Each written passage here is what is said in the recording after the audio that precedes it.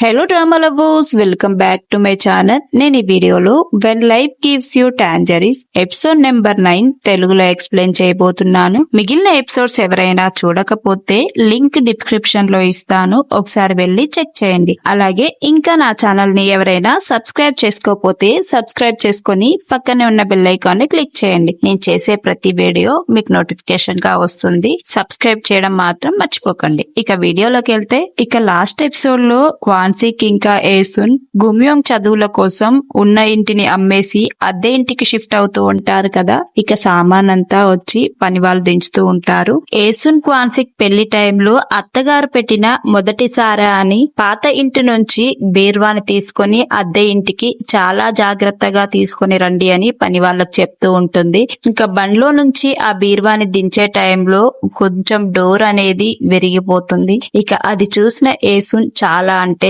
చాలా బాధపడుతూ ఉంటుంది. బీర్వాని ఇంట్లోకి తీసుకువచ్చాక ఒక మంచి సేఫ్ అయిన ప్లేస్ లో పెట్టి ఏసున్ ఆ బీర్వా సైడ్ అలానే చూస్తూ ఉంటుంది.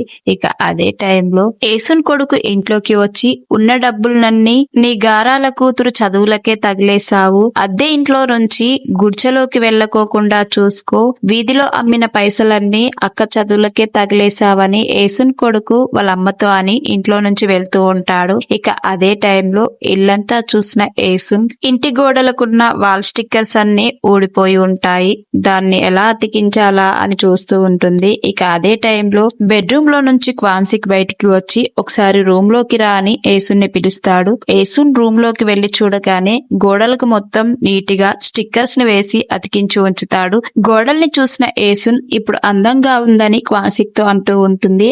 అయితే హాల్లో కూడా ఇలానే మొత్తం గోడలకి స్టిక్కర్స్ వేసి అతికిస్తాను అని అంటూ ఉంటాడు. క్వాన్సిక్ మాటలు విన్న ఏసున్, నాకు ఇల్లు నచ్చలేదని బాధపడమాకు, నీతో ఎక్కడైనా బ్రతికేస్తా, పూరి గుడిసెలో అయినా స్వర్గంలా ఫీల్ అవుతా, నేను ఇంతసేపు కోపంగా ఉన్నది బీర్వా తలుపు ఇరిగిపోయినందుకు, అది నా అత్తగారింటి నుంచి వచ్చిన మొదటిసారి, నేను ఆ బీర్వాను వదులుకోనని అంటూ ఉంటుంది. ఏసున్ మాటలు విన్న క్వాన్సిక్, నువ్వు డబ్బున్నవాన్నే చేసుకోవాల్సింది ఆ రోజు, ఇప్పుడు ఇంత కష్టపడేదానివి కావు అని అంటూ ఉంటాడు. ఆ మాటలకు ఏసున్, ఊళ్ళో ఉన్న ఆడవాళ్ళందరికీ నేనంటే అసూయ, మీలాంటి మంచి హస్బెండ్ ను పొందినందుకు నా లైఫ్ మీద అందరికీ అసూయగానే ఉంటుంది, నువ్వేంటి కొత్తగా ముసలివాళ్లా మాట్లాడుతున్నావు అని అంటూ ఉంటుంది. గుమ్యోంగ్ చదువుల కోసం ఇల్లు షాపు మొత్తం అమ్మేస్తూ ఉంటుంది.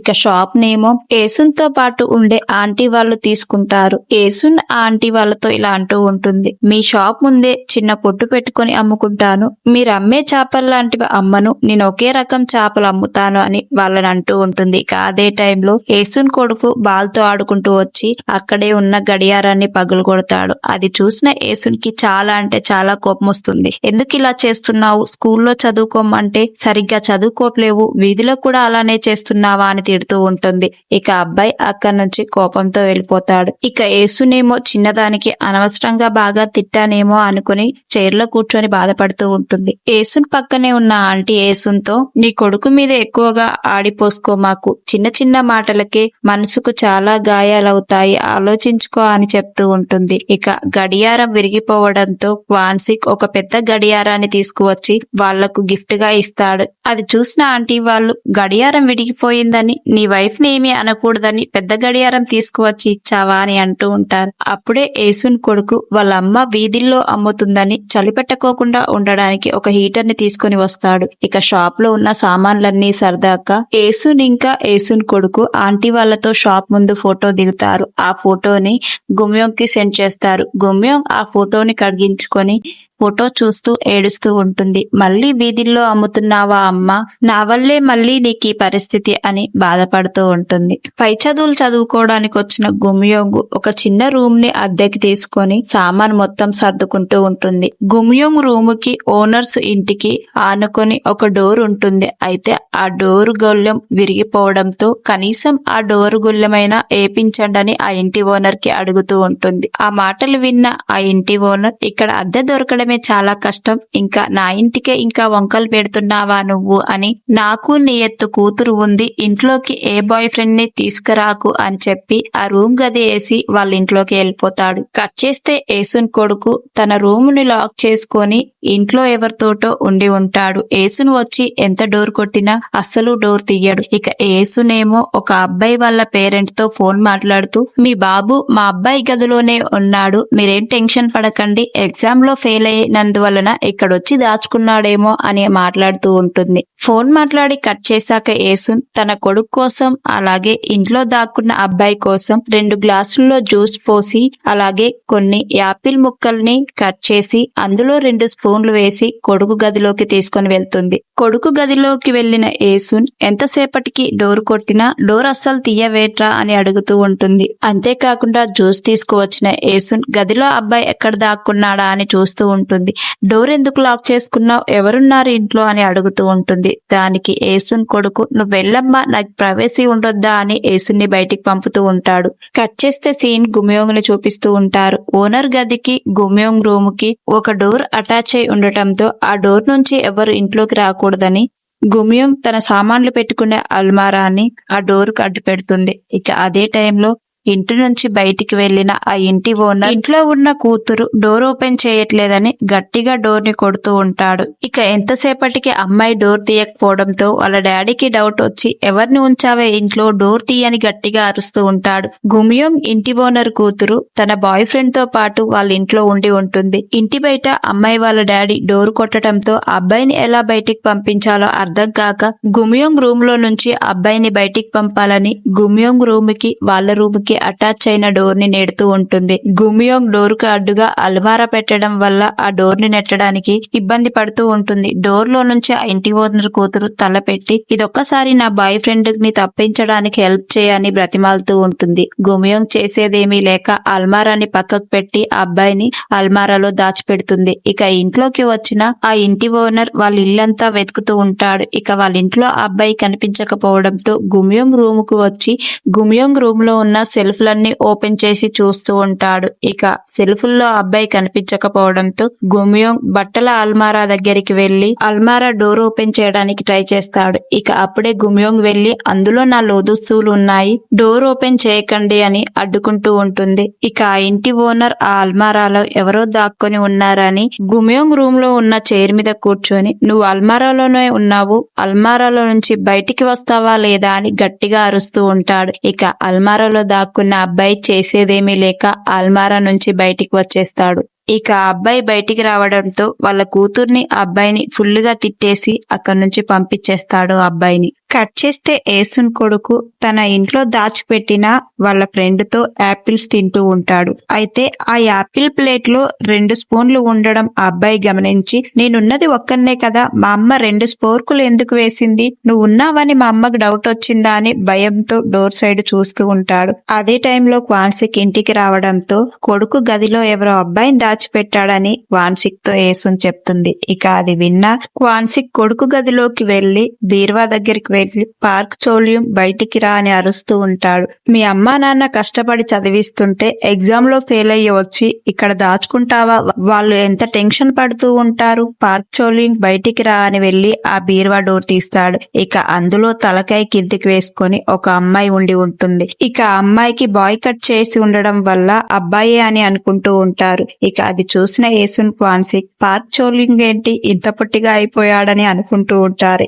ఇక ఆ అమ్మాయి తలపైకి ఎత్తడంతో అక్కడ ఉన్నది ఒక అమ్మాయి అని ఏసున్ కి క్వాన్సిక్ కి అప్పుడు తెలుస్తుంది. ఇక ఆ అమ్మాయిని చూసిన ఏసున్ క్వాన్సిక్ చాలా అంటే చాలా ఆశ్చర్యపోతారు. అక్కడ జరిగిన సిచ్యువేషన్ కి ఆ అబ్బాయికి ఏం చేయాలో అర్థం కాక వాళ్ళ అమ్మా నాన్నని చూసి నవ్వుతూ ఉంటాడు. వాళ్ళిద్దరిని గదిలో నుంచి తీసుకొచ్చిన క్వాన్సిక్, ఏసున్ సోఫాలో కూర్చొని వాళ్ళిద్దరిని అలానే చూస్తూ ఉంటారు. ఇక అదే టైంలో క్వాన్సిక్ ఆ అమ్మాయితో, నీ జుట్టేంటి అలా ఉంది, మీ అమ్మ వాళ్ళు కట్ చేసుకోవడానికి డబ్బులు ఇవ్వలేదా అని అడుగుతూ ఉంటాడు. ఇక ఆ అమ్మాయి, మా అమ్మ వాళ్ళే ఇలా కట్ చేశారని చెప్తూ ఉంటుంది. తర్వాత ఏసున్ ఆ అమ్మాయి బ్యాగ్ మీద ఉన్న ఇంగ్లీష్ లెటర్స్ ని చూసి, ఆ లెటర్స్ మా అబ్బాయి పేరా ఏంటి, మీరంతా క్లోజా అని ఏసున్ ఆ అమ్మాయిని అడుగుతూ ఉంటుంది. దానికి ఏసున్ కొడుకు, మేము 500 రోజులుగా లవ్ చేసుకుంటున్నాము అని వాళ్ళ అమ్మా నాన్నతో అంటూ ఉంటాడు. ఆ మాట విన్న క్వాన్సిప్ ఒక కర్ర అందుకో 500 వాతలు పెడదామని అంటూ ఉంటాడు. ఇక అంతేకాకుండా చిన్నప్పుడు వాళ్ళ అమ్మా నాన్న మాటలు వినకోకుండా యేసున్ చుట్టే తిరుగుతూ ఉంటాడు కదా,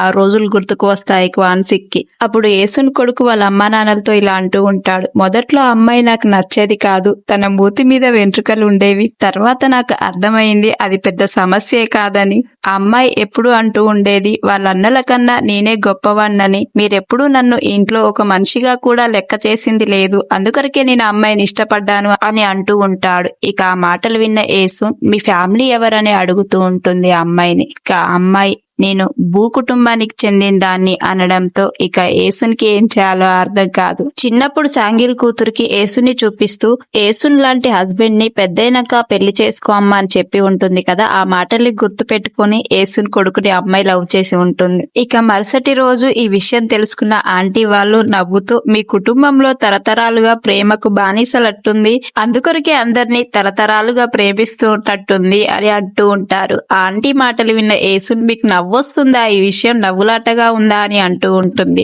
ఇక అక్కడే ఉన్న యేసున్ వాళ్ళ అత్త యేసున్తో ఆ రోజుల్లో నువ్వు చేయలేదా, వాళ్ళని అనే హక్కే లేదు నీకు, నువ్వు తిరగని ప్లేస్ అంటూ ఉందా ఆ రోజుల్లో అని ఎటకారంగా మాట్లాడుతూ నవ్వుతూ ఉంటారు. అంతేకాకుండా యేసున్ వాళ్ళ అత్త లవ్ సాంగ్స్ పాడుతూ యేసున్తో నువ్వు కొంచెం ఎమరుపాటుగా ఉన్నా నీ కొడుకు లేచిపోతాడే అంటూ నవ్వుతూ ఉంటుంది. ఇక అదే రోజు నైట్ గుమియోంగ్ ఏదైనా చదువుకుంటూ పార్ట్ టైం జాబ్ చేయాలని ఒక బోర్డ్ మీద పాంప్లెంట్ అతికించి ఉంటుంది.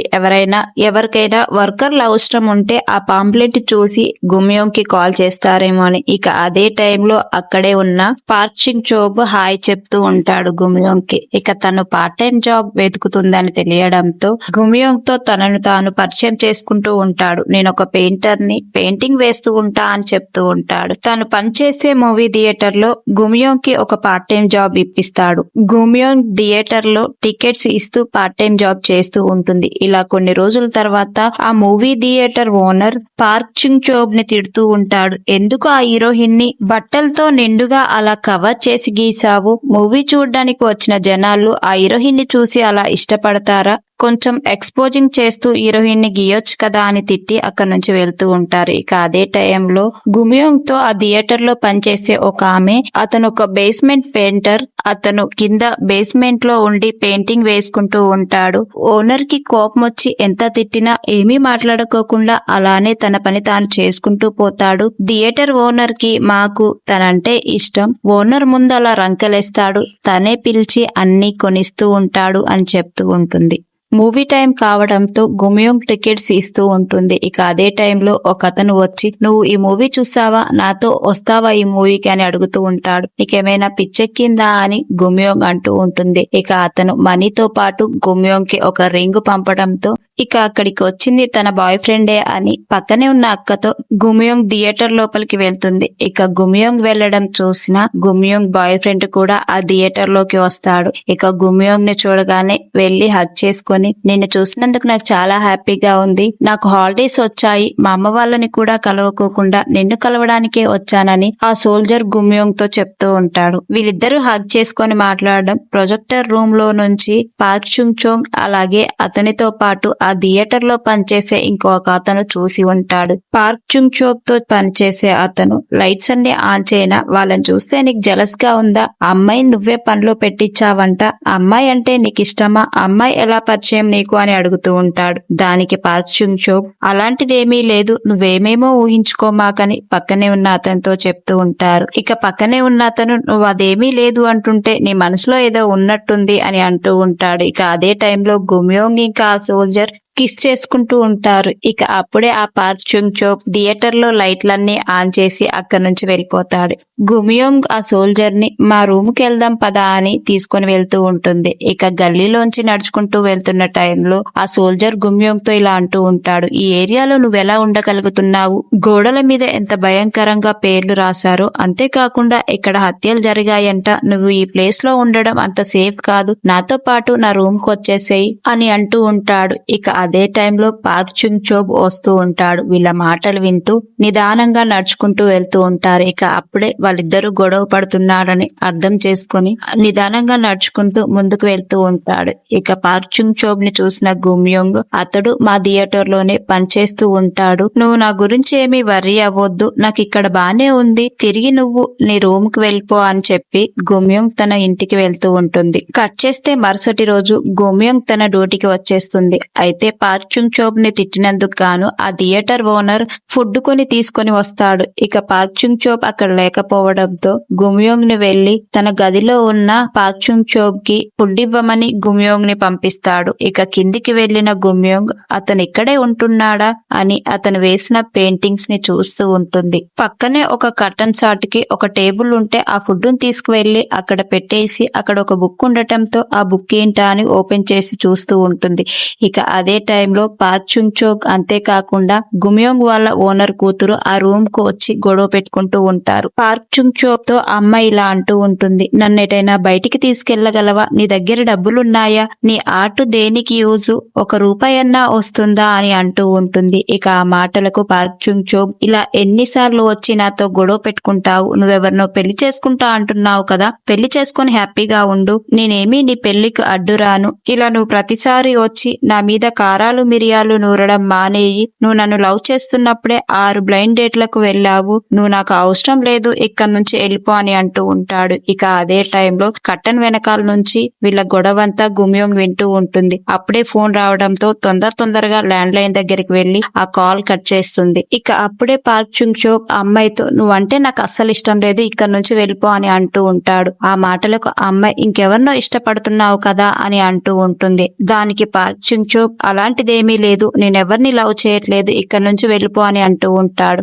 ఇక అప్పుడే ల్యాండ్ లైన్ ఫోన్ మళ్లీ రింగ్ అవ్వడంతో, అసలు ఎవరు నీకు ఇన్నిసార్లు ఫోన్ చేస్తున్నారు, నీ లవరా అని ఆ ఫోన్ దగ్గరికి వచ్చి చూసేలోపు గుమ్యోంగ్ అక్కడ ఉంటుంది. ఇక గుమ్యోంగ్ ని చూసిన అమ్మాయి చాలా అంటే చాలా షాక్ అవుతుంది. ఏమైనా నీ లవరు అని అంటూ ఉంటుంది. ఇక్కడితో ఈ ఎపిసోడ్ ఎండ్ అయిపోతుంది. తర్వాత ఏం జరిగి ఉంటుంది అనేది మరొక ఎపిసోడ్ లో తెలుసుకుందాము. వీడియో మీకు నచ్చిందనే అనుకుంటున్నాను. వీడియో నచ్చితే లైక్ చేయండి, షేర్ చేయండి, సబ్స్క్రైబ్ చేయడం మాత్రం మర్చిపోకండి. Thank you for watching.